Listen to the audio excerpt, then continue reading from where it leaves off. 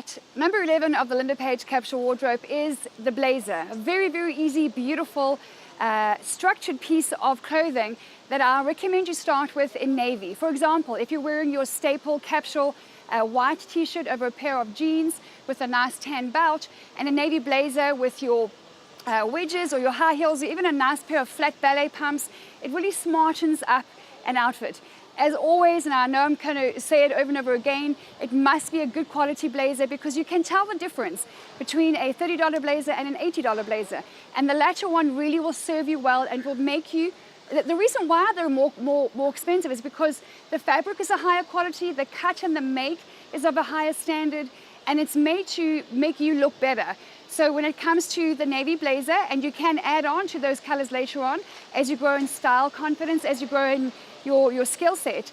But the navy blazer can be worn over a dress, for example, if you want to dress down a business casual outfit, over a pair of nice trousers with your white cami and a lovely little red belt, if you want to dress up an outfit. But at number 11 is the navy blazer.